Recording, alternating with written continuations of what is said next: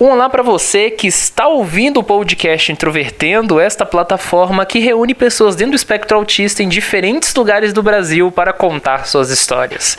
Meu nome é Thiago Abreu, hoje eu estou colaborativamente com o pessoal da Liga dos Autistas para poder falar sobre a saga do diagnóstico. Olá, meu nome é Érica, sou uma das integrantes da Liga, tenho 36 anos, fui diagnosticada aos 35 e é isso. Meu nome é Maicon. Eu fui diagnosticado aos 14 e eu coleciono mais diagnósticos do que eu coleciono Pokémons. Meu nome é Josiane, eu fui diagnosticada aos 22. E se você quiser acompanhar o Introvertendo, é só você encontrar a gente no nosso site, que é introvertendo.com.br, e nós também estamos nas redes sociais. Nós temos a nossa página no Facebook, que é facebook.com/introvertendo. Temos também Twitter e Instagram, todos eles com o nick Introvertendo, é só buscar que você encontra. E também, se você quiser ouvir o nosso podcast, nós estamos em diferentes mídias. Nós estamos tanto em aplicativos como Spotify, iTunes, Google Podcast, Castbox, Podcast Addict, enfim, de diferentes formas. Você também pode ouvir a gente no nosso site. E agora nós temos também uma versão específica e exclusiva do podcast sem músicas de fundo para quem tem sensibilidade auditiva. E essa versão você pode encontrar no nosso canal no YouTube, que é Introvertendo. Todas as terças-feiras nós também lançamos vídeos lá falando de temas relacionados ao podcast ou temas que a gente não desenvolveu. E aí você pode encontrar a gente. Nós também estamos no PicPay, para quem quiser fazer doações, é só buscar por Introvertendo. Uma coisa que ocorreu esse ano é que a Liga dos Autistas iniciou uma coluna na revista Autismo. Para quem não conhece a revista Autismo, é só acessar revistautismo.com.br. E o primeiro texto da Liga, que foi chamado Dificuldades do Diagnóstico Tardio, apresentou justamente a temática que a gente está falando hoje, que também é uma dificuldade, principalmente para pessoas que foram diagnosticadas depois de adulto, que não é, por exemplo, o caso do Michael, mas é claro que esses processos acabam refletindo também na vida adulta, né? Queria que vocês falassem um pouco sobre o processo diagnóstico de vocês. Eu sempre me achei uma pessoa muito burra, muito lerda, não entendia muito o que as pessoas estavam me dizendo. Teve épocas na escola que eu não sabia nem o que eu estava estudando, que me deu, não sei o que foi aquilo, e eu comecei a fingir que estava prestando atenção, que eu estava entendendo tudo, mas não sabia o que era.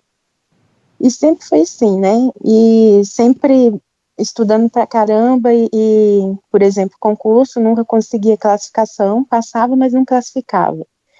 Por mais que eu estudasse, eu não entendia o que estava acontecendo, porque eu sempre me esforçava bastante. Até que o ano retrasado, minha mãe estava assistindo uma reportagem sobre autismo, e ela falou que as características batiam muito com o meu perfil. Pediu para eu dar uma pesquisada e tal. Aí eu pesquisei, e na hora que eu comecei as pesquisas, eu fui aprofundando, e cada vez que eu me aprofundava mais, eu me identificava. E aí foi quando eu comecei com a saga do diagnóstico. Aí fui uns 4 psicólogos, um neurologista, uns 3 psiquiatras e 2 neuropsicólogos para poder conseguir o diagnóstico. A metade desses profissionais ou riram da minha cara, ou já foram logo sendo bem ignorantes, dizendo que eu não era autista, porque eu olhava nos olhos, porque eu me expressava bem, e várias outras coisas assim que quem sofre com o diagnóstico tardio, ou mesmo precoce, sabe que é complicado lidar com esse pensamento de profissionais que só têm a teoria, mas não tem a vivência prática que nós autistas temos. E, assim, a arrogância que eles têm na hora de atender o paciente, que é muito difícil de lidar. E o autista não sabe lidar com essa questão de entrar em conflito com a pessoa para poder se mostrar com convicção a sua visão sobre o diagnóstico. Então, é o que eu sempre falo também para o pessoal na liga, né, no grupo de conversa, que tem que estudar bastante, sim, antes de ir. Claro que você também não vai chegar lá, bater no pé, dizendo que e pronto, acabou. Não, se o profissional já não está dando atenção devida de nem te ouvir e também sendo arrogante, procura outro. Demora sim, mas vai procurando que uma hora chega alguém que ajuda nessa parte.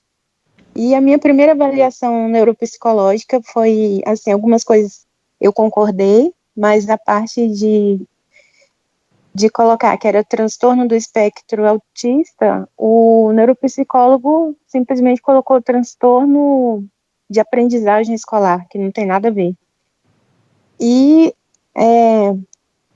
eu fiquei bem, assim, abalada com isso tudo, porque a gente, quando descobre que é autista, a gente começa a fazer sentido, né, a nossa vida, e é um alívio, é uma paz, que finalmente entendi por que eu ajo assim, entendi porque eu, às vezes, achava que eu era burra, mas hoje eu sei que eu não sou. Entendi por que hoje eu consigo me expressar melhor e antes não. O diagnóstico ajuda a gente a começar a se desenvolver, o tanto que a gente não se desenvolve antes, de tanta pressão que a gente tem, seja pela família, seja pela sociedade, ou, enfim. E, assim, apesar da dificuldade que foi, porque eu comecei o ano retrasado, mas o meu diagnóstico só saiu o ano passado, em julho. Então, foram mais de 6 meses até que eu conseguisse. E tem gente que passa até mais tempo, 9 meses, 1 ano, e é bem complicado. E a gente tem uma amiga nossa que hoje ela ia receber a devolutiva, né? Só que aí, como a gente está gravando agora, eu tô ansiosa para saber o que deu o resultado dela. Mas ela também passou pelo mesmo processo que eu, e a primeira avaliação dela também deu errada, e ela ficou bem mais abalada do que eu, e assim, até que essa experiência ruim, a primeiro momento que a gente tem, da avaliação não sair do jeito que a gente quer dizer, não é que a gente queira, né, mas que a gente espera ter, serve para a gente ajudar os outros que vão chegando e passando por essa experiência ruim. Mas, graças a Deus, já consegui o diagnóstico, estou seguindo com as terapias, os tratamentos, e, assim, no início, né, a gente fica muito feliz com finalmente eu descobri o que eu tinha. E a gente fica com aquela visão de que a vida vai melhorar 100%. Melhora sim, mas as lutas continuam, né? Não é um mar de rosas depois do diagnóstico, tanto assim. No meu caso, eu tive o diagnóstico bem mais cedo. Só que eu também tenho um caso de tratamento psiquiátrico bem cedo, desde criança. E no meu caso, eu comecei o tratamento, acho que com 3 ou 4 anos, com um diagnóstico de TDAH, que na época, tava na moda da diagnóstico de TDAH para toda criança, e eu fui um dos que recebeu esse diagnóstico, porque não? É criança e existe, então é TDAH. Só foi com 14 anos que o mesmo neuropediatra que me deu o diagnóstico de TDAH percebeu que não é TDAH. E é engraçado porque, no caso, eu tenho as características do autismo bem caricatas.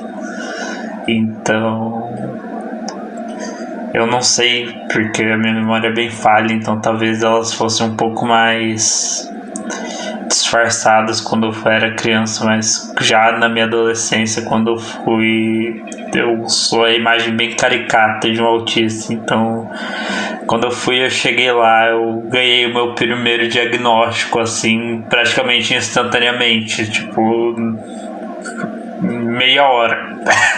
Tanto é que eu nunca tive muita confiança no meu primeiro diagnóstico, porque, assim, eu me identificava como autista, realmente fazia sentido pra mim o diagnóstico, só que eu não tinha confiança no diagnóstico, eu não tinha já confiança no diagnóstico de TDAH, eu sabia que, tipo, não tinha nada a ver com os sintomas que eu tinha, eu não tinha TDAH. E especial porque o tratamento com medicação de TDAH sempre não funcionou bem comigo. E um motivo também pelo qual você desconfiava era porque o diagnóstico foi fechado muito rápido, né? Porque 30 minutos E depois aconteceu isso. Bem, o diagnóstico pra Asperger foi fechado em 30 minutos. Tipo, eu fiquei meio cabresto, então... Também eu não segui com nenhum tratamento específico. Eu fechei o diagnóstico e beleza, segui a vida. E foi até eu entrar na faculdade com 18 anos, que daí eu novamente precisei de ajuda médica, e daí eu aproveitei para fazer uma reavaliação desse diagnóstico, que daí eu tive uma reavaliação um pouco mais séria e de novo eu fui praticamente avaliado na hora como Asperger, porque não dá, eu bato praticamente todas as características, é bem implícito que eu, assim, então meu segundo diagnóstico pegou assim bem rápido também, porém já foi um diagnóstico que eu senti um pouco mais de segurança, porque, bem, era o segundo médico que estava falando e já foi no ambiente da faculdade, já foi com encaminhamento de uma psicóloga que tinha experiência que era a Tatiana, que trabalhava com a gente, que trabalhava com pessoas com Asperger, então foi ela que fez encaminhamento para psiquiatra, então foi algo que já me deu um pouco mais de confiança no diagnóstico, que estava certo mesmo. Depois disso começou o jubileu de diagnósticos, porque depois de 3 anos, eu voltei para minha cidade natal. Eu tava com problemas médicos, então eu estava fazendo acompanhamento psicológico e ganhei outro diagnóstico de Asperger de um médico. Eu me mudei pro litoral, eu moro no interior do Paraná, me mudei pro litoral e eu aproveitei para passar em Curitiba para consultar com um médico de lá, com um psiquiatra de lá, e eu ganhei outro diagnóstico de Asperger. E quando eu voltei aqui para Arapongas, eu tava precisando de fazer um diagnóstico para fazer o receituário de uns remédios e eu não consegui não um, mas 2 diagnósticos, porque a minha psiquiatra agora aqui não estava com segurança, só ela dá o diagnóstico, ela queria o diagnóstico partido também de um neurologista, então eu ganhei mais 2 diagnósticos, então no decorrer de um ano eu fui rediagnosticado 4 vezes com Asperger. Então quando eu falo que eu realmente sou a figura caricata, dá pra ver que eu realmente estou do outro lado do espectro. Eu sou aquela pessoa que você olha e você já diz que é autista, porque eu realmente tenho os estereótipos mais comuns, mais falados, o que no meu caso facilitou o diagnóstico. Então, o meu diagnóstico foi bem complicado, porque quando eu era criança, eu não ficava sem a minha mãe. E só de sair da presença dela, eu entrava em crises. E eu tinha muitas e muitas crises. E eu lembro que minha mãe me aconselhava, porque eu era considerada uma criança muito inocente e vulnerável. Então minha mãe aconselhava: Josi, não conversa com estranhos. Tá, eu sigo muitas regras. E eu iria para a escola, e algumas vezes alguma amiga dela ia buscar uma outra criança, e ela falava para me buscar. Só que eu não ia, porque minha mãe falava: Josi, não conversa com estranhos. Mesmo eu sabendo que era uma amiga dela, era uma pessoa estranha para mim. e depois a minha mãe brigava comigo, eu ficava muito confusa. Então essas questões de seguir regras, de eu ficar confusa com regras ambíguas, sempre foi muito evidente em mim. Aí na escola, durante o recreio, o intervalo, quando tinha muito barulho, muitas crianças soltavam as salas, eu desmaiava. E a minha mãe me levou no neurologista, me levou em variados médicos. Eu fiz muitos exames. E não foi identificado nada no meu cérebro, nada. E ficou por isso mesmo, não receitou remédio, nada do tipo, nem acompanhamento psicológico, nada. Eles não disseram nada para minha mãe, não souberam explicar por que eu estava desmaiando na escola, por que eu tinha as crises sensoriais, não souberam explicar nada. Eu acredito que foi porque eu fui uma criança que eu falei muito cedo. Com 9 meses, eu já falava. A minha dificuldade sempre foi motora. Eu usei 2 botinhas ortopédicas porque eu andava muito nas pontas dos pés. Até hoje, quando eu estou feliz ou ansiosa, eu ando nas pontas dos pés. Especialmente quando eu estou feliz, eu pulo na cama com as pontas dos pés. Mas essa aí é outra história. Continuando, eu fui para o ensino médio. O ensino médio foi péssimo, eu sofri muito bullying no ensino médio, porque era perceptível que eu era muito diferente das outras garotas. Mesmo que eu usava camuflagem, mesmo que eu passava a imitar os comportamentos, a escola sempre foi um lugar que me deixava sobrecarregada. O tempo todo eu estava sobrecarregada, então eu precisava isolar-me durante algum tempo para me sobrecarregar. E as pessoas não entendiam que por um tempo eu iria me isolar, mas que depois eu voltava. Então eles me acusavam de ser solitária, estranha, diferente, esquisita, e eu passei a encontrar refúgio na biblioteca. Até aí tudo bem. Só quando chegou na 8ª série, 1º ano, a escola estava muito grande, tinham muitos alunos, e eu voltei a desmaiar na hora do intervalo. E isso deixou minha mãe extremamente preocupada. A gente foi no médico novamente, só passou uma vitamina, disse que era anemia, mas o exame não acusou anemia. Beleza, eu fui para a faculdade. Ficar longe da minha mãe na faculdade foi um grande desafio, porque não era na mesma cidade. Eu fui e morei com a minha melhor amiga. A minha melhor amiga sempre foi a pessoa que eu mais imitei. Ela sempre foi aquela menina popular, o modelo ideal. Sempre aceita socialmente. E durante a faculdade estava tudo indo bem, eu estava indo bem na teoria. Eu sou psicóloga, e então chegou o estágio clínico e a minha camuflagem caiu. Porque como que eu iria imitar o meu paciente? Só estavam o meu paciente e eu ficava muito desesperada, porque no caso eu era o refúgio do meu paciente, estava nós dois na sala, não tinha ninguém para me imitar, então foi muito desesperador por causa do contato visual, sobrecargo, desabafo do paciente. O paciente também usava muitas metáforas das quais eu não entendia, isso para mim foi muito desafiador, foi muito difícil, eu chorei, eu tive muitas crises. Os meus colegas, nesse período, tiveram 3 pacientes. Eu fiquei só com uma, graças a Deus. A minha professora orientadora na época foi muito gentil e deixou eu ficar somente com um paciente. Isso me ajudou muito, porque senão eu teria tido muitas outras crises. Então, uma colega que estudava comigo sempre falava, Josi, vai no psicólogo, Josi, vai no psicólogo. E eu não tinha condições de ir, até que eu cheguei na minha mãe e falei que eu estava precisando. Minha mãe realmente viu que eu estava precisando muito. A gente arrumou os orçamentos e eu comecei a ir no psicólogo. Logo, a minha psicóloga encaminhou para o psiquiatra. E o meu psiquiatra, ele é fantástico, ele é excelente. O filho dele também é autista, então ele é especialista no assunto. E eu acho que desde o primeiro momento, quando ele me viu, ele deve ter percebido. E foi mágico, foi muito bom, foi fantástico estar com o meu psiquiatra, com a minha psicóloga. Acredito que eles devem ter trabalhado juntos. Hoje, a minha medicação é mínima, eu uso 50 miligramas de Zoloft.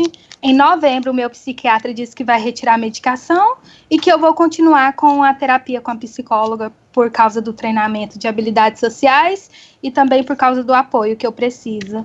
E é isso, eu estou muito feliz porque agora que eu saí do armário do autismo, eu não uso tanto a camuflagem. Eu uso a camuflagem quando eu estou com pessoas desconhecidas, mas em geral, quando eu estou com meus amigos, com a minha família, eu estou sendo eu mesma e eu sou muito comunicativa porque durante as minhas camuflagens, por causa da inabilidade social, eu fingia ser tímida porque tudo que eu falava era considerado estranho, grosseiro, rude, inadequado pelas pessoas.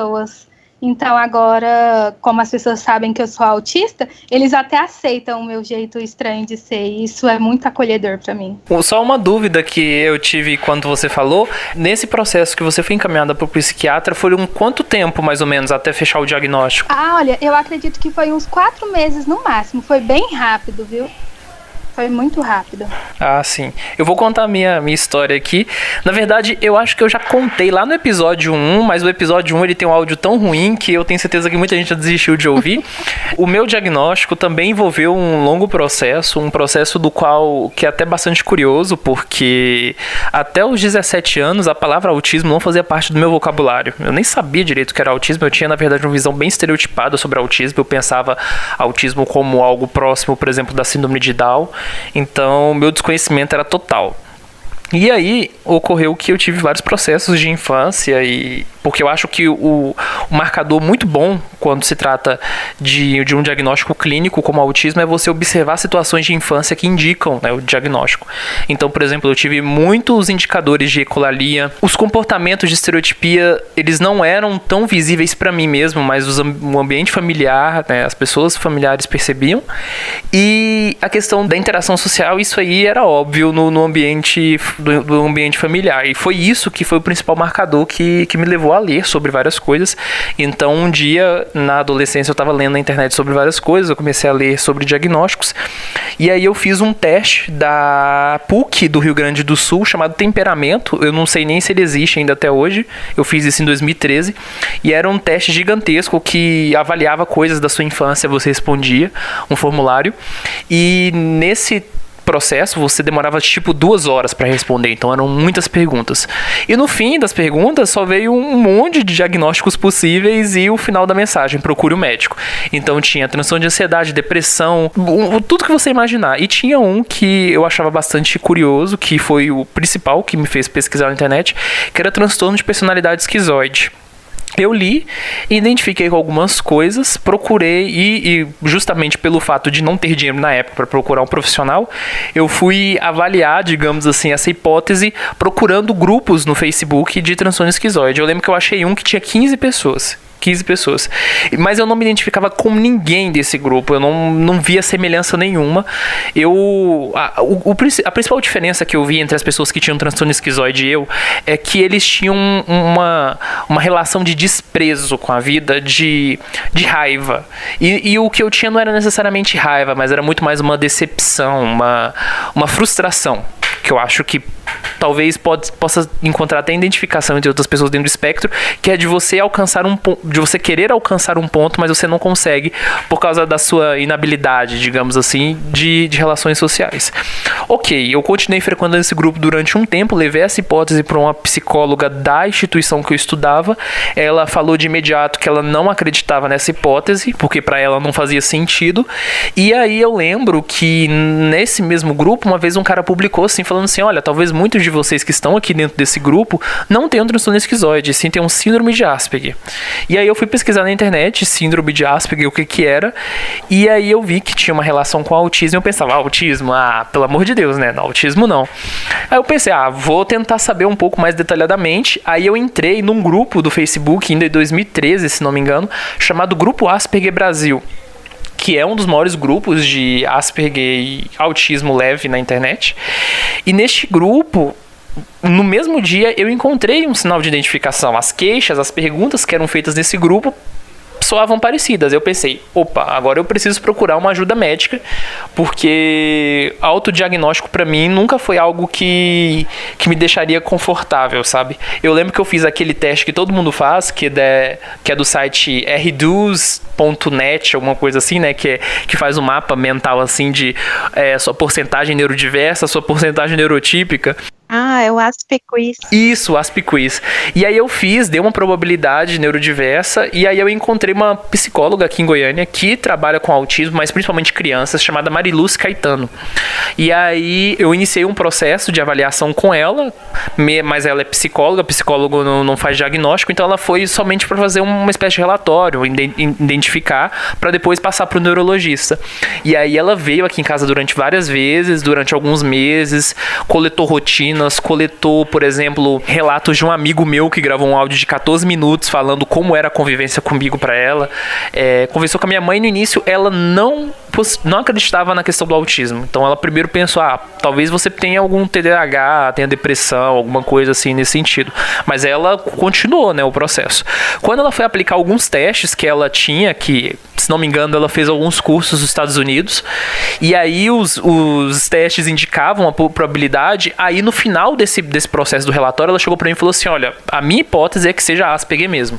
E aí ela passou para um neurologista, e esse neurologista recomeçou todo o processo de novo. Então eu tive consultas com ele, depois disso eu fiz um exame de eletroencefalograma, né, que é aquele exame que faz...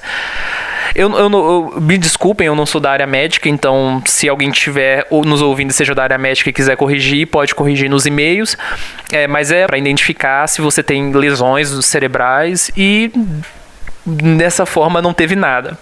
Então, depois de algumas semanas, de alguns tempos, eu acho que todo esse processo, desde a psicóloga até o neurologista, foram vários meses, e aí ele fechou o diagnóstico. Ele, inclusive, só me deu laudo porque eu tinha uma questão prática com ele. Eu pedi gratuidade dos ônibus locais aqui, porque, né, ia ser algo bastante útil, mas, de forma geral, ele nem achava necessidade de entregar um laudo propriamente dito, até porque, para você fazer um laudo, você tem que geralmente ter uma aplicação, né?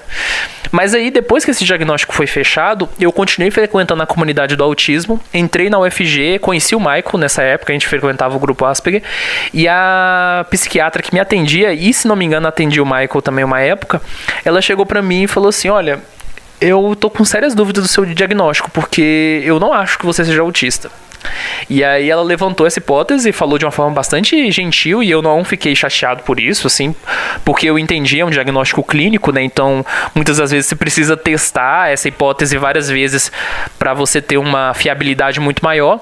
E aí ela fez o processo todo de novo, e depois ela falou, você é Asperger mesmo. E aí isso até me gerou muito mais segurança, porque... quando a gente lançou o Introvertendo, eu já tinha esses 2 diagnósticos, né, de diferentes profissionais médicos. Aí eu falei, eu sou autista mesmo e tô falando na internet com segurança, de certa forma. Mas eu acho muito curioso é que aqui a gente tem diferentes casos, né. Tem um caso, por exemplo, da Érica, que fez uma leitura até chegar, né, aos profissionais, como é o meu caso, por exemplo, que você já tem, digamos assim, a sua hipótese pessoal, né. Você tem, por exemplo, o caso do Michael, que apesar de ter sido um diagnóstico, entre aspas, rápido, né, que foi 30 minutos, mas já vinha de um processo de tratamento de muitos anos. E tem um caso da Josiane que, pelo menos a princípio, assim, dessa conversa que a gente está tendo, tinha características muito claras desde a infância. E aí eu queria perguntar para vocês especificamente sobre critérios de diagnóstico. Para vocês, qual que, assim, da percepção de vocês como pacientes, né, pacientes, usando os termos médicos mesmo assim, para vocês, qual que é o prazo ideal de uma pessoa, de um processo de avaliação tão complexo que é a questão do autismo, qual que é o prazo que vocês falam, olha, esse prazo é bom, esse diagnóstico é confiável? Assim, eu não ligo muito para a questão de prazo. Se a pessoa é especialista, então ela já tem um certo grau de conhecimento, né?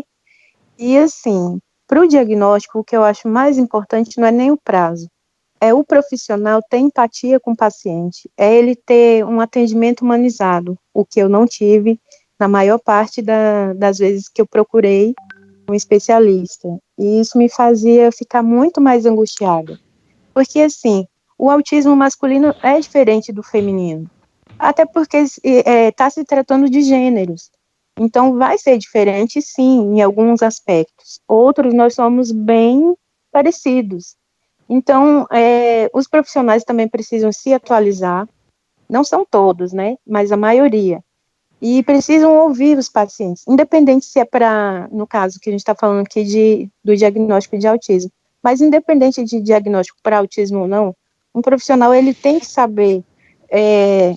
como se portar frente ao paciente e às outras pessoas. Não é com arrogância que se demonstra conhecimento. E, assim, é o que a maioria do pessoal da Liga, no que a gente conversa no dia a dia, sofre. Profissional desatualizado, profissional mal educado e arrogante. Então, se a gente já acha um profissional que sabe ouvir a gente, Então já estava meio caminho andado. E prazo para mim, assim, nunca foi muito importante. Mas se for mais rápido ainda, para mim tá ótimo. Quando eu consegui com o psiquiatra especialista, foi na primeira consulta. Na segunda, eu levei minha mãe, e ele fez um questionário com a minha mãe, acho que foi bem rápido, talvez tenha sido o caso do Michael, né, com 30 minutos o diagnóstico. E conforme ele foi fazendo as perguntas, eu vi que eu estava mesmo certa daquilo que eu estava buscando. E aí só foi confirmado mesmo, né, com a avaliação neuropsicológica. Então é isso, achar um profissional que queira te ouvir e saiba te ouvir, te dê um tratamento humanizado, porque isso é básico para qualquer serviço prestado, e que a pessoa se atualize, né? Não fique só na teoria ali. No caso do autismo, a gente tem a prática, eles têm a teoria. E mesmo assim, a teoria às vezes dá uma falhadinha, né? Então, acho que saber ouvir, ter empatia é o primeiro passo para conseguir o diagnóstico. Eu acredito que deve ser um diagnóstico multiprofissional, que a pessoa autista deve passar pelo psiquiatra, pelo neurologista, porque o diagnóstico, de qualquer forma ou não, rotula a gente. E mesmo que a gente se encontre nesse diagnóstico, mesmo que seja um refúgio, é muito bom a gente ter certeza disso mesmo. Porque eu não sei vocês, mas pelo menos eu, quando alguém questiona o meu diagnóstico hoje, atualmente, eu fico muito irritada, muito estressada, porque só eu sei o quanto que eu sofri por não saber quem eu era. Então hoje eu posso afirmar com certeza, você está errado, eu realmente sou autista. Se você quiser, eu posso te explicar. Porque eu acho que hoje eu tenho essa certeza porque eu passei por essa equipe. E eu acho que isso é muito importante. Não quanto em relação ao prazo, demorado ou curto prazo, mas acredito que o importante é passar por equipe de profissionais e especialistas, porque existem muitos profissionais que acham que sabem de tudo e, na verdade, não sabem de nada. Eu acho que isso que aconteceu com você, Thiago, seria um caso ideal, digamos assim, de você ter um médico que não apenas formule a hipótese, mas vai e teste ela para aferir se é realmente isso, porque no meu caso eu tive problema de confiar no meu próprio diagnóstico, mesmo eu tendo praticamente certeza que eu era autista, porque simplesmente o médico teve certeza demais no diagnóstico. E tipo, quem me conhece sabe, eu sou um cientista, eu venho da área das exatas e da ciência da Terra. Tipo, não é assim que as coisas funcionam. Você formula uma hipótese e você tem que testar para ela, ver se ela tá errada. Então, assim, seria bom se o médico verificasse mesmo se é isso mesmo, para dar certeza pro paciente. Tipo, não é ele achar que você tem, é ele verificar se você tem, que é o que aconteceu com você. Eu acho que isso que eu achei interessante, eu queria pontuar. A Érica e a Josiane falaram uma coisa que eu concordo, que é a questão de você ter uma junção de vários profissionais. Inclusive, no meu caso, por exemplo, o neurologista, ele teve, de certa forma, o apoio desse relatório escrito pela psicóloga, e ele também me disse que ele consultou uma neuropsicóloga também para apresentar o caso, apresentar os exames, para conversar, tirar essa dúvida. Então, vários profissionais envolvidos também têm essa forma de testar, né, o conteúdo. O ideal é sempre você estar trabalhando pelo menos com um médico e um psicólogo. A Érica falou uma coisa sobre a parte teórica e a parte prática. Às vezes eu acho que não é necessariamente a parte teórica que falha, mas assim, é o profissional que talvez não se atende de uma forma mais séria às diferenças dos novos estudos, né? Porque, como eu falei uma vez, eu não lembro em qual episódio, ou se foi no material em vídeo do Introvertendo, o autismo é uma área muito nova, muito incipiente. Se a gente pensar em termos de síndrome de Asperger, entrou no DSM-4 em 1994. Então, aquilo que a gente estabelece como um fato, digamos assim, né, entre aspas, um fato, em 2019 pode estar completamente superado ano que vem. Então, é um negócio muito complicado. Mas aí eu queria perguntar principalmente para a Érica e para a Josiane, E aí isso é um tema polêmico, então provavelmente vai ter gente que vai concordar, discordar, mas aqui é pra gente mesmo estabelecer esse debate, eu acho legal. Pra vocês que são mulheres autistas, vocês acham que tem alguma questão de gênero na incidência de diagnósticos? Sim, com certeza. Tanto que a gente vê as estatísticas, né, estão mudando. E antes eram 4 homens para uma mulher, e agora já está se falando de 1,5 para uma mulher. Justamente por essa questão de a mulher copiar muito o comportamento, as ações das pessoas. E eu costumo dizer também que a mulher é criada para ficar dentro de casa, para aprender a ser uma dona de casa, uma boa esposa. Claro que está mudando isso também. Mas ainda hoje tem essa visão, né? Que a mulher tem que ser 1001 utilidades. Então, meio que dá uma atrapalhada. Porque como a gente copia comportamento, a gente passa invisível, na maioria das vezes. Se não for um autismo, assim, bem escancarado, a gente vai levando. Tanto que eu fui diagnosticada com 35. A mãe do Vitor Mendonça, Selma Sueli, aos 52, se eu não estou enganada. Olha o tanto a diferença, né, de idade para quando se vai descobrir. Ela, inclusive, é jornalista, né, então eu entendo um pouco o lado dela, assim, do ponto de vista de você usar a técnica jornalística também nas socializações. Uhum. E ela é bem comunicativa também. Sim, bastante. Mas assim, você falou sobre essa questão do estudo de 1,5, e se não me engano há umas controvérsias com relação a isso, porque, digamos assim, qual estudo que fala exatamente a questão do 1,5? Porque eu já ouvi falar sobre isso, mas eu nunca fui atrás exatamente desse caso do 1,5. Assim, eu li, mas eu não lembro. Essas questões de onde foi a fonte? Nunca me pergunta porque eu não lembro. Mas, assim, a pessoa que me passou foi até a Adriana, mãe da Amanda Pascoal, então eu confio bastante no que elas me enviam para ler. E, assim, eu não me atenho muito onde é que foi, eu leio e pronto, e depois eu esqueço. Mas eu vou tentar descobrir e depois eu te passo a fonte. Nota do editor. Pessoal, eu tive que interromper aqui neste momento para falar que eu li esse artigo depois da gravação do episódio, e o artigo do qual, né, essa discussão está sendo baseada não fala absolutamente nada sobre a proporção hoje em dia ser mais aceita de 1,5 para 1, tá? Muito pelo contrário, a discussão que é feita no artigo é muito mais sobre os critérios de diagnóstico e o fato de mulheres estar sendo subnotificadas com relação ao diagnóstico de autismo, e isso é um consenso, acredito eu, entre todos. Por isso, não vou ficar aqui me alongando falando o porquê que, pela minha interpretação, o artigo não fala nada disso, e vou fazer algo melhor. O link do artigo original está lá no nosso site, introvertendo.com.br. Acesse o post desse episódio 53, e lá, dentro do post, vai estar o artigo original. Você abre o artigo, faz a sua leitura, né, interpreta. Se você considerar que o artigo fala que 1,5 é a proporção mais correta, a gente pode conversar, discutir, enfim, eu acho que isso seja interessante.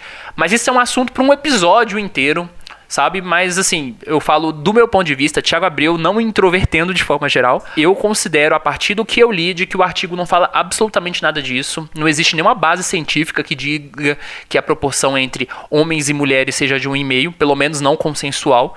E, enfim, vamos voltar para a discussão, aí vocês vão ouvir o resto do episódio. Valeu? Até mais.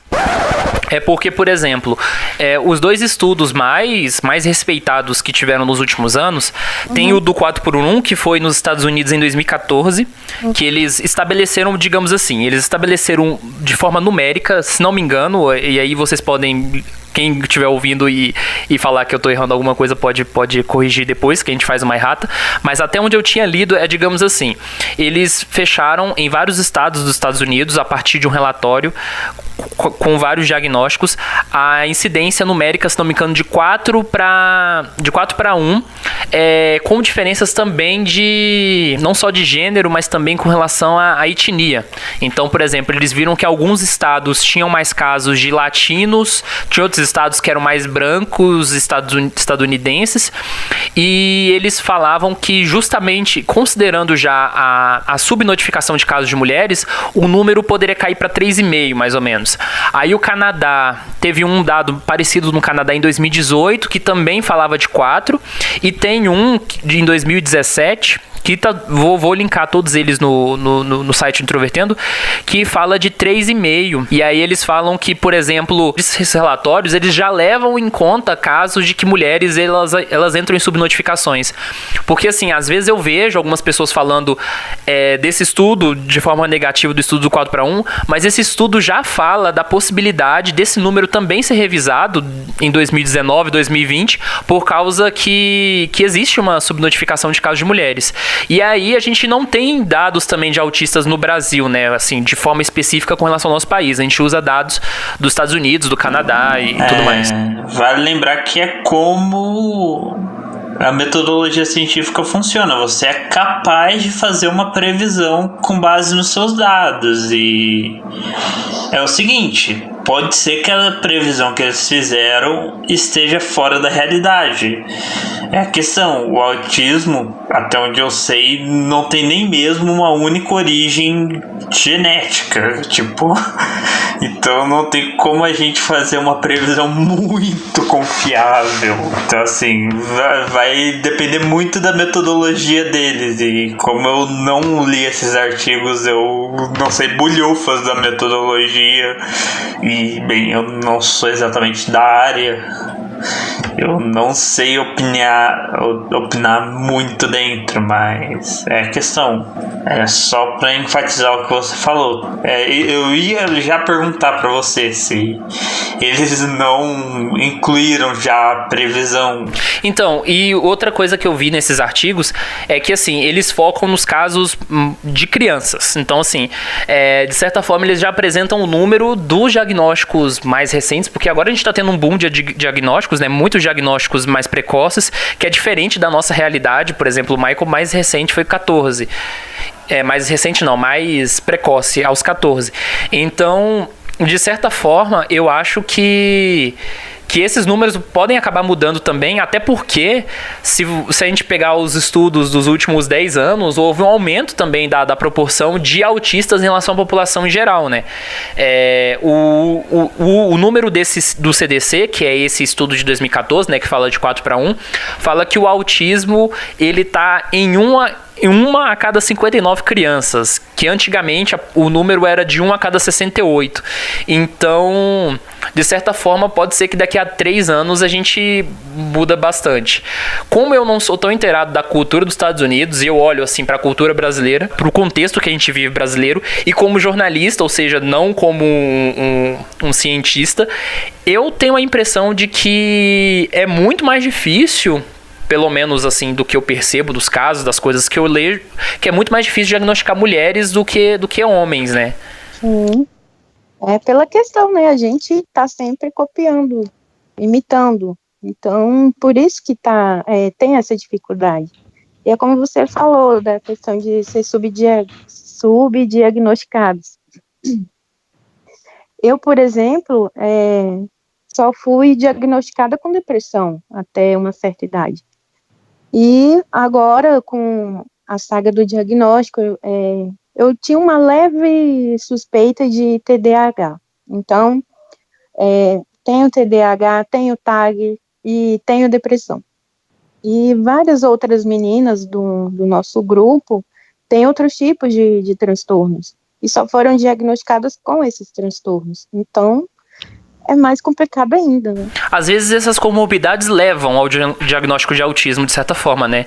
Porque, por exemplo, eu só fui começar a chegar na questão do autismo porque eu tava com suspeitas de depressão também. Depressão é uma comorbidade que é muito comum nos autistas, né? Sempre conversando com os autistas, a gente percebe que praticamente todos que eu converso, Josiane, praticamente todos os autistas que eu conversei relataram para mim episódios depressivos. É verdade, hoje a gente estava até comentando isso no nosso grupo sobre depressão. Exatamente.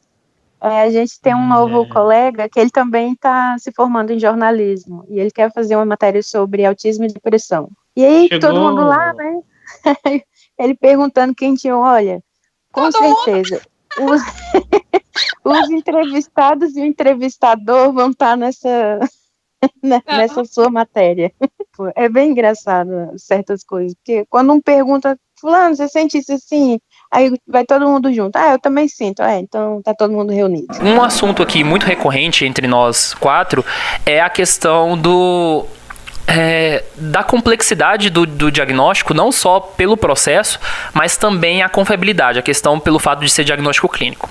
E aí a Érica e a Josiane falaram sobre a questão de se ter profissionais, uma equipe de multiprofissionais, e o Michael falou da questão de você fazer várias revisões conforme o método científico. Para vocês, considerando esse problema, digamos assim, que a gente está tendo, principalmente de discussões sobre, tem certos grupos sociais que têm menos diagnósticos.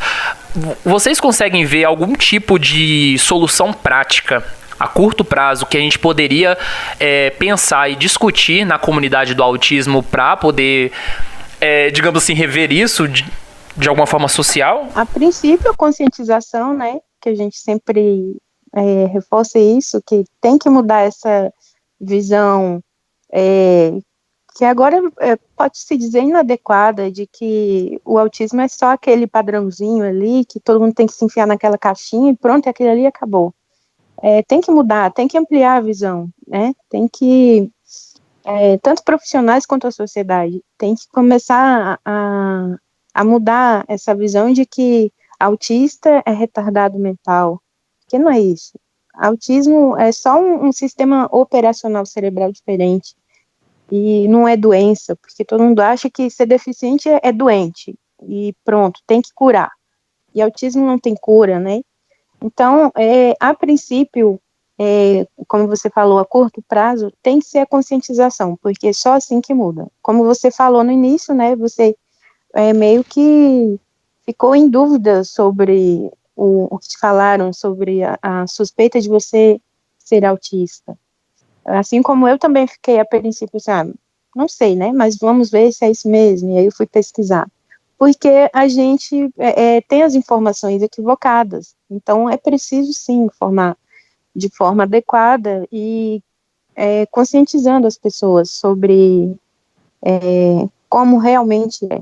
E só da gente estar conversando aqui hoje, agora, sobre esse episódio, é uma forma de conscientização. Eu acho que nós, como autistas, adultos, considerados funcionais, porque, na minha opinião, todo ser humano é funcional na medida do que consegue fazer. Não existe uma pessoa que não é funcional. Todo ser humano é funcional na medida do que consegue fazer, na minha opinião.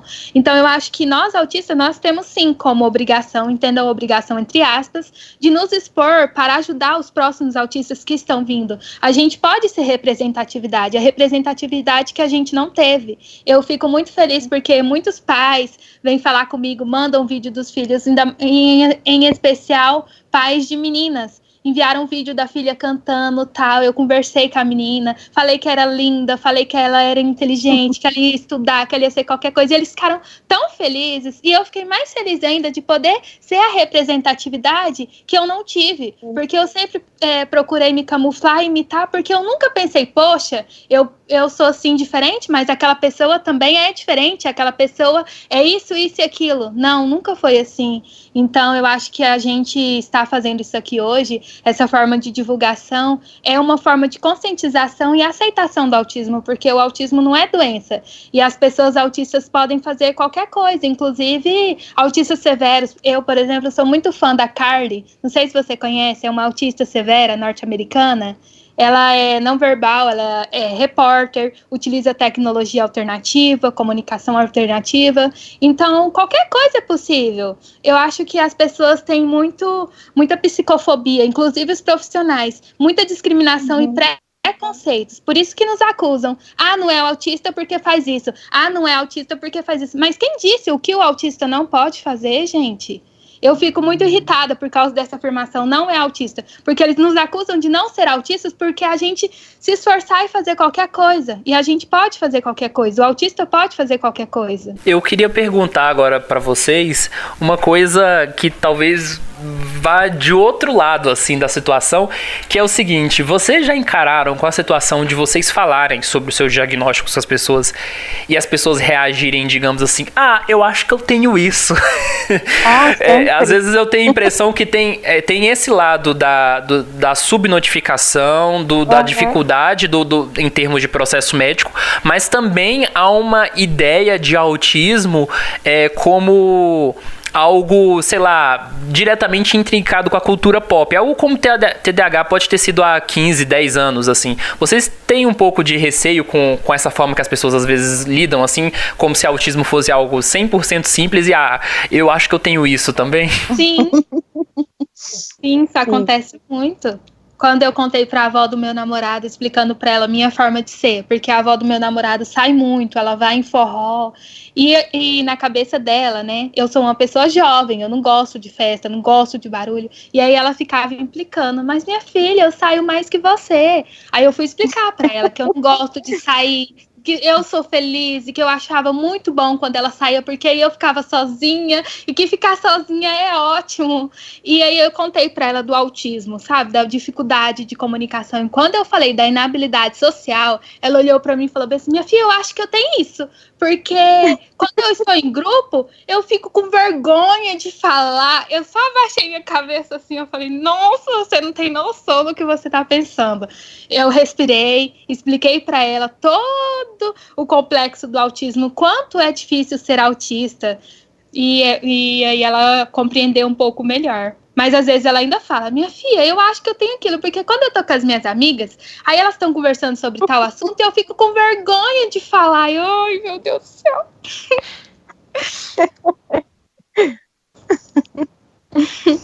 Quando eu comecei, né, assim, a suspeita ainda estava na saga, e eu comentei com alguns familiares, né, que eu fui comentando: mas eu também sou assim, e não sou autista. E eu fiquei pensando, às vezes até mas não foi atrás, né, como eu tô indo. Até soltaram uma piadinha: nossa, mas se você for autista, você é uma autista espertinha, né? Gente... E fora que quando eu fui nos profissionais, a psiquiatra picareta teve a cara de pau de olhar para mim e falar assim: mas não gostar de ser tocado? Muitas pessoas não gostam e não são autistas. Eu, sim, mas tal coisa. Não, você não é autista, você olha nos olhos, você faz não sei o quê. Eu, meu pai, eu vou ter que caçar outra. Lá vou eu caçar outra psiquiatra. Essa que é a minha crítica em relação aos profissionais. Eles deveriam investigar, falar: ok, ela tá falando que ela é autista, eu vou investigar. Como que é para você olhar nos olhos? Te incomoda? Qual é o seu método? Porque eu olho nos olhos, mas depois de uns 5 segundos, 4 segundos, eu desvio, porque eu me sinto muito sobrecarregada. Até aprendi essa dica com a Kira. E aí eu desvio, recarrego e olho de novo. Como que vocês fazem? Bom, assim, para mim, até que não é muito difícil não, né? E como no grupo vocês me chamam de CSI, eu fui aprendendo com seriados investigativos a interpretar expressões faciais, interpretar o comportamento das pessoas. Foi ali que eu fui aprendendo, vendo seriados. E essa questão de olhar nos olhos e tal, foi no seriado, porque eles falavam da questão de criminoso ser mentiroso. E aí foi explicando: olha, ele olha para a orelha, para o nariz, não sei o que, então eu posso fazer isso também, as pessoas não vão olhar para mim diretamente. Então, às vezes eu faço isso, mas hoje tá se tornando mais fácil olhar nos olhos. Mas é como você falou, depois de uns 5, 6 segundos eu dou uma desviada, porque começa a me incomodar muito ficar olhando para a pessoa, porque como o meu instinto principal é rir, então se eu começar a olhar para a cara da pessoa, eu vou achar ela tão engraçada que eu tenho que rir. E aí a pessoa vai me achar, sei lá, né? E aí eu vou rir e a pessoa vai ficar sem graça, né? Porque não sabe nem o que eu tô fazendo. E às vezes eu fico, assim, muito, assim, sem graça também, porque tem situações que não é pra rir. E eu vejo a parte engraçada daquilo e eu tenho que rir. E sinistro, né? Eu só não olho. Simples, eu só não olho. O Michael é bem simples, né? Não olha, Michael. Não, eu realmente não consigo. É algo que, pra mim mesmo, com pessoas que eu tenho muita confiança, eu sou muito acostumado, eu não consigo ficar olhando no olho mesmo por períodos curtos de tempo. Que é algo que, quando eu era criança, minha mãe forçava a fazer isso e... Nossa, é realmente algo que eu não gosto. Isso me lembra uma vez que eu tava com o Michael no ponto de ônibus e o Michael tava conversando sobre vários assuntos. Ele falou um tempo sobre a vontade dele de reviver a Aves do Terror e também falou um pouco sobre política, eu lembro. E foram mais de 1 hora que a gente ficou conversando e a gente não se olhou nos olhos durante um bom tempo. Meu Deus. Se fosse com a gente, vocês tinham olhado. Tinha. A gente olhar 5 segundos, ia desviar, ia olhar, ia desviar. É, porque a gente é muito de olhar mesmo. Só que não é aquela coisa, né, de vamos olhar. Isso. Dá uma olhadinha e desvia. Já acusaram-me de estar flertando. Eu nem sei flertar, porque esse negócio de olhar e depois desviar, as pessoas acham que é flerte, mas na real eu não sei fazer isso. É porque eu desvio, porque eu estou incomodada, não é um flerte. Aí eu desvio, olho de novo, olho, desvio, sabe? Eu já fui acusada. Nossa, Jô, você tá encarando demais a pessoa, você tá flertando. Gente, eu tô tentando conversar. É muito difícil ser autista. Tudo que a gente faz ou é demais ou é de menos. Quando a pessoa tá de lado, tá em lateral, aí eu olho demais pra pessoa, porque não tá olhando nos meus olhos, a pessoa está em lateral, eu sou acusada de estar encarando a pessoa. Aí a pessoa tá de frente, eu olho, desvio, e eu tô flertando. É difícil ser autista, gente. Eu acho que tem uma questão que eu não sei se vocês se identificam, mas assim, eu não tinha, ou pelo menos eu ainda não tenho uma visão tão específica sobre os meus comportamentos do ponto de vista de conseguir relacionar isso com o autismo. Então, por exemplo, uma coisa que eu já conversei, hoje eu não tenho dúvidas porque enfim, as evidências são bastante significativas. Mas, por exemplo, eu não tinha noção sobre estereotipias, de perceber que tinha estereotipias, de essa questão dos olhos, por exemplo, nunca foi algo que eu parei para perceber e ter essa percepção pessoal. Eu acho que é por isso que no processo do diagnóstico também, uma coisa que talvez seja muito importante falar, que é o peso da fala, do familiar. Porque você tem períodos, processos da sua vida que você não, sozinho, você não tem como você falar por si mesmo, assim, do ponto de vista de você falar com uma propriedade, com detalhes sobre o processo da sua vida, porque, por exemplo, você não vai conseguir falar sobre de comportamentos e de coisas de quando você tinha 2, 3 anos, que às vezes sua memória nem atinge, e aí, nesse momento é importante a presença dos pais, de familiares, para poder traçar essa construção, digamos, narrativa da sua própria vida, que é algo que nem você mesmo tem tanto controle sobre isso. Vocês tiveram um pouco disso? Bom, assim, pra mim, eu sempre tive uma memória boa, né?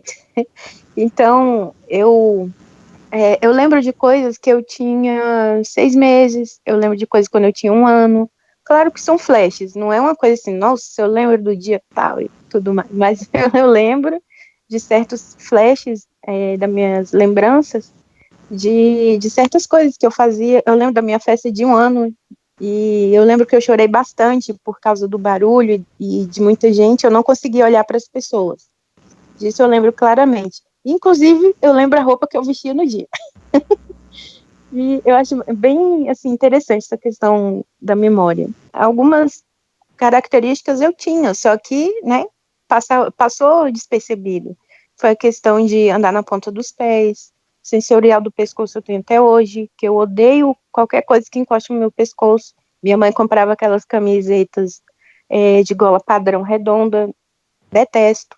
Não gosto de roupa com manga, sempre regata, porque ou eu tô com muito frio ou com muito calor. Mas muito frio tem que estar quase nevando. Deixa eu ver o que mais. Eu chorava demais. Não, chegava, assim, convites para ir para festa de aniversário, eu ficava empolgada. Quando chegava na festa, eu começava a chorar, porque tinha muita gente e pessoas estranhas. E aí eu entrava em crise, só que achavam que eu era uma criança tímida e chorona. E se a pessoa, mesmo que fosse pessoas assim, que eu convivesse no dia a dia, e a festa fosse na casa dela, inclusive aconteceu uma vez que era na casa da vizinha, de frente à minha casa. E ela me ofereceu tudo que tinha na festa, eu não queria nada, eu só chorava e queria ir para casa. Meu irmão me levou para casa, quando eu cheguei em casa eu queria comer o que me ofereceram. Então, foi assim, bem complicado certas coisas, né? Então, passa despercebido, porque ou a gente é taxado de tímido, ou de chorão, ou mimado, e isso é o que dificulta também, né? Ainda mais se é uma criança menina, né? Porque a criança menina, quando se isola, é porque é tímida. Agora, já o garoto, quando não está brincando com outros garotos, né? E se isola aí, tem alguma coisa errada. E também a forma de manifestar o autismo, porque o menino tem a tendência de ser mais agressivo, explosivo. E a gente e a gente, mulher, tem a tendência de se isolar num canto. Eu chamo de lugar seguro, refúgio. Tenho isso até hoje comigo. E, Michael, no seu caso, que você foi diagnosticado mais cedo, o discurso familiar, digamos assim, foi um peso importante no diagnóstico? No meu caso, não, porque, como eu falei, se teve alguma coisa na minha infância que deu, ou eu não tinha marcas de estereótipo que dava evidência de que eu tinha autismo quando eu era mais novo, ou se eu tinha, minha família simplesmente não percebeu elas, porque eles simplesmente não perceberam nada de diferente entre eu e uma criança normal. E, bem, como eu não tenho as memórias, tipo, de nada de antes dos meus 8 anos, eu também não posso te dizer. Então, assim, no meu caso foi até o contrário. Realmente, no meu caso, a minha família não ajudou no diagnóstico, porque eles realmente não tinham nenhuma informação sobre que pudesse ajudar, que pudesse ser útil nesse sentido. Por fim, para quem está ouvindo o nosso episódio e provavelmente talvez possa estar dentro de um processo de diagnóstico, né, de avaliação, eu queria que vocês falassem algo que vocês acham que seja relevante ser dito para esse tipo de pessoa que está passando por esse processo de hipótese de avaliação de diagnóstico. A princípio, a primeira coisa a se fazer se suspeitou, dá uma pesquisada, ver se identifica mesmo. Se identificou, vai atrás do profissional. Se o profissional não está te atendendo bem, procura outro, porque o processo é desgastante em si, e ficar meio que discutindo com o profissional não adianta. E manter a calma, não é ficar estressado, ansioso demais, porque lógico que vai ficar estressado, ansioso, angustiado, mas não tentar levar isso de uma forma mais leve, porque não vai adiantar, né, se estressar demais, ficar ansioso demais. E isso acaba, né, deixando a gente muito mal durante essa saga toda do diagnóstico. Então, tentar levar ao máximo com mais leveza e tranquilidade, que dá tudo certo, sem desespero. Bom, a minha sugestão é que durante a saga do diagnóstico, como a Érica sempre falou, é muito complicado, é difícil, traz sofrimento. Então é importante se manter em psicoterapia para ter o apoio do seu psicólogo. E além disso, ir em profissionais que realizam diagnóstico, profissionais especialistas em TA. Eu tive a sorte e o privilégio, na verdade é um privilégio, porque meu psiquiatra, além de ser especialista em TA, possui filho autista, e além disso, ele contou-me que teve um professor que deu aula para ele na faculdade, o professor autista, e hoje esse professor é psiquiatra. Então, ele teve muito contato com isso. Então, eu acredito que também por isso que quando meu psiquiatra e minha psicóloga trocaram informações, foi mais tranquilo. Então, se vocês estão atrás de um diagnóstico ou de alguma dúvida, vão em especialistas, independente da comorbidade, independente do transtorno. É sempre bom em uma pessoa especialista, porque existem variados transtornos, variadas patologias, e algumas podem se confundir mesmo. E por fim, se você é pai ou mãe e você tem suspeita de que seu filho tem autismo, não perca tempo. Quanto mais cedo o diagnóstico, melhor para a criança. Facilita muito para a vida da pessoa, ela sabendo lidar com o que ela tem. E, bem, pra você também. Então, se por acaso você chegou aqui e você tá ouvindo isso, não é bom. E se vocês são pais de autistas, incentivem os seus filhos. A minha mãe também foi a minha primeira professora, que foi um outro privilégio que eu tive. E ela sempre incentivou-me desde pequena. Quando ela percebeu a minha dificuldade social, ela abriu conta no mercadinho da esquina de casa, ela ia até metade e eu tinha que ir sozinha. E como recompensa eu poderia comprar o que eu quisesse no mercado, desde que eu fosse sozinha, falasse bom dia para a atendente, comprasse e assinasse. E ela sempre falava, Josi, você consegue, pode ir sozinha, apresentação de trabalho, tudo, qualquer coisa. Ela sempre falou, você consegue, pode ir sozinha. Então, se o seu filho é autista e você percebe a vulnerabilidade dele, se você percebe a inocência, que é a cegueira social, incentive o seu filho, nunca diga que ele é incapaz ou o proteja demais, porque um dia o seu filho ficará sem você. Então, incentive, acredite nele. Porque, especialmente eu, tudo que eu sou hoje é por causa da minha mãe, porque ela sempre acreditou em mim. E hoje mesmo eu estou sozinha, eu estou na minha pós-graduação em um hotel, estou dividindo um quarto com 2 colegas que eu não conhecia.